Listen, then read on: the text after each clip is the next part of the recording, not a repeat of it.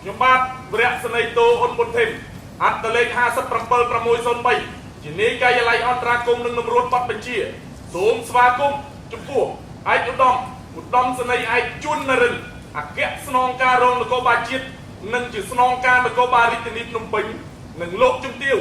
លឹមតារ៉ែលដែលបានអញ្ជើញជាធិបតីក្នុងពិធីអបអរសាទរខួបលើកទី114ទិវាអន្តរជាតិនារី8មីនាឆ្នាំ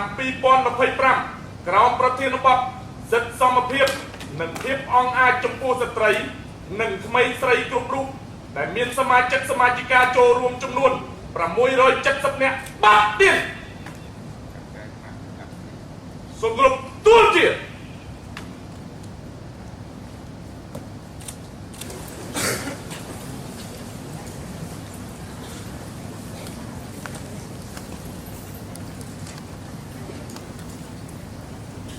ទាវធានគណៈបតីក្រោកឈរដើម្បីគោរពទង់ជាតិ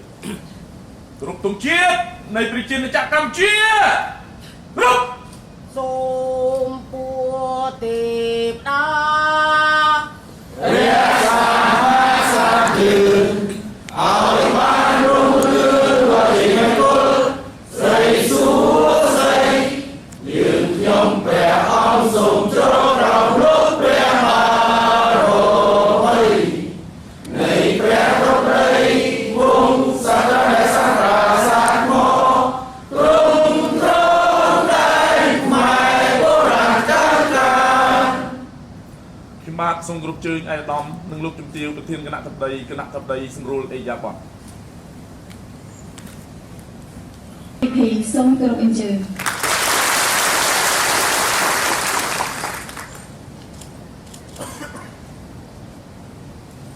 នាងខ្ញុំអាដាមស្រីត្រីឆេងសេរីស្នងការរងទទួលជាមួយការដឹកនាំការងារទាំងដែលសូមគោរពឯកឧត្តមអាដាមស្រីឯកជួននរិនអគ្គស្នងការរងនគរបាលជាតិនិងជាស្នងការនគរបាលរាជធានីភ្នំពេញព្រមទាំងលោកជំទាវជាទីគោរពដឹកគុំគូសូមគោរពលោកអាដាមស្រីបរិយស្រីស្នងការរងទាំងអស់ព្រមទាំងអាដាមភរិយាជាទីគោរពជាទីមេត្រីលោករស្មីអនុផានការងារលោករស្មីលោកស្រីរស្មីនាយការកាលាជំនាញលោកអធិការនគរបាលទាំងខណ្ឌទាំង9ព្រមទាំងកងកម្លាំងនគរបាលនារីទាំងអស់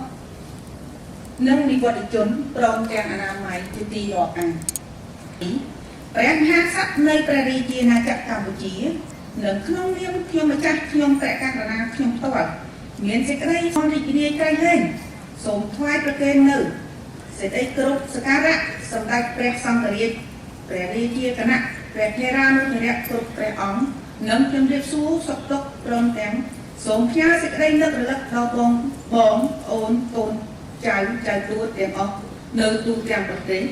ដែលជានិច្ចកាលតែនឹករលឹកគោរពស្រឡាញ់ដល់ផ្ដល់នៅស្វាមីភក្តិនិងសេចក្តីកតញ្ញូដ៏ជ្រាលជ្រៅបំផុតថ្វាយព្រះករុណាព្រះនរោត្តមរតនកោដ្ឋព្រះបរមរតនកោដ្ឋជាទីគោរពសក្ការៈដ៏ខ្ពង់ខ្ពស់បំផុតនិងរូបខ្ញុំព្រះករុណាខ្ញុំផ្ទាល់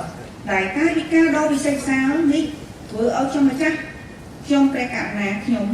ចងចាំនិងគោរពស្រឡាញ់មិនអាចបំភ្លេចបានទីវាអន្តរជាតិនារី8មីនាត្រូវបានប្រពៃធ្វើឡើងជារៀងរាល់ឆ្នាំដើម្បីអបអរសាទរ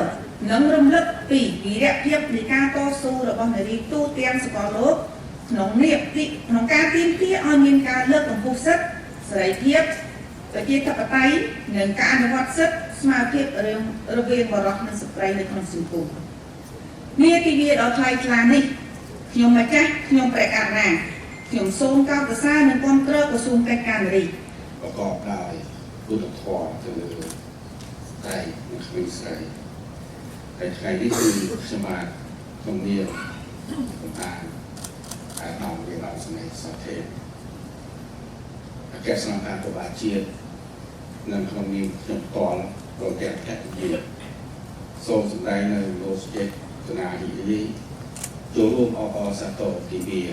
អង្គការជាតិ8មីនាឆ្នាំទី14ឆ្នាំ2025ក្រោមប្រធានបទសិទ្ធិសមភាពនិងភាពអង្អាចរបស់ស្ត្រីនិងក្មេងស្រីគ្រប់រូបជាមួយថ្នាក់ដឹកនាំពិសេសកងកម្លាំងនគរបាលនារីនៃស្រុកការខណ្ឌកបាលរាជធានីភ្នំពេញវាស៊ីនេះ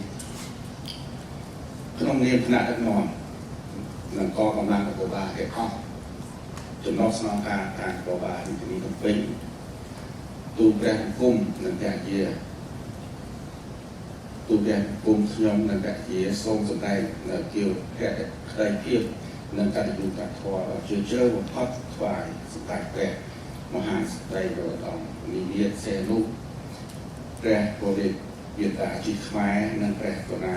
ព្រះបាទសម្ដេចព្រះបរមនាថនរោត្តមសីហមុនីព្រះមហាក្សត្រនៃព្រះរាជាណាចក្រកម្ពុជាជាទីសក្ការៈដ៏ខ្ពស់បំផុតដែលព្រះអង្គទាំងពីរតែយកប្រទេសទុកដាក់អំពីសពទុកនិងជីវភាពរស់នៅរបស់កូនចៅព្រះអង្គពិសេស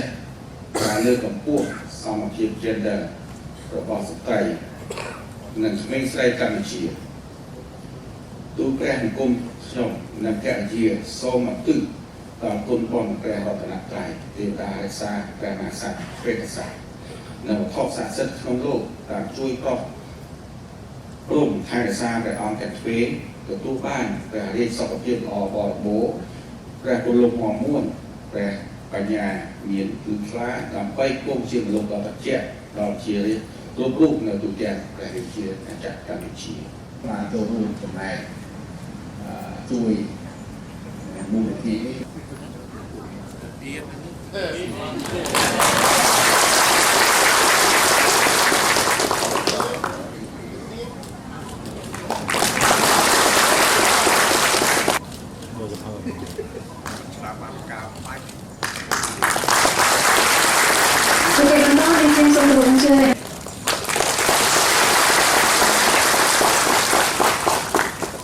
សូមគោរពអញ្ជើញលោកស្រីវិរៈស្នេហ៍តូប្រាជ្ញានារីប្រធានសមាគមនារី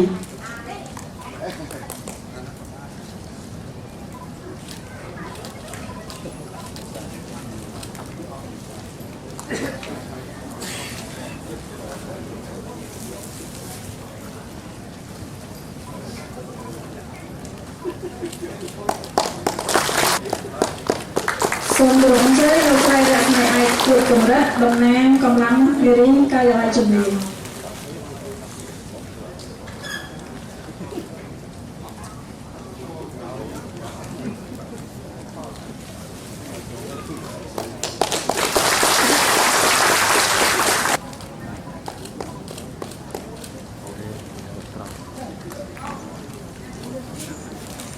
សូមគោរពអញ្ជើញនារីតំណាងខេត្តអនាម័យមួយរូបប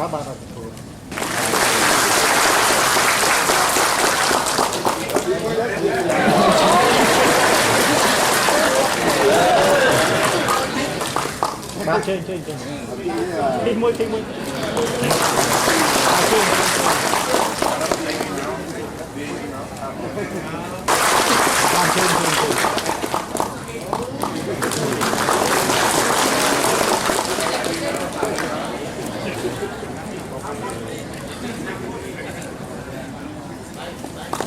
tiếp tục không đúng không? Tiếp tục không?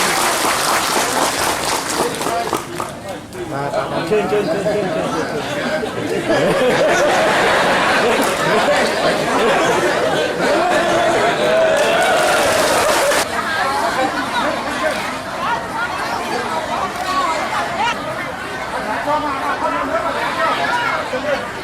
Thế rồi.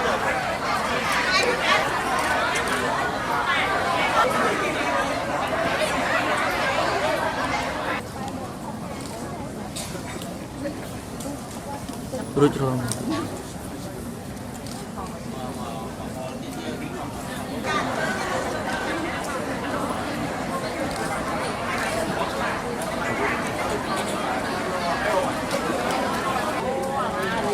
បាទជើញមកមួយបាទ1 2 3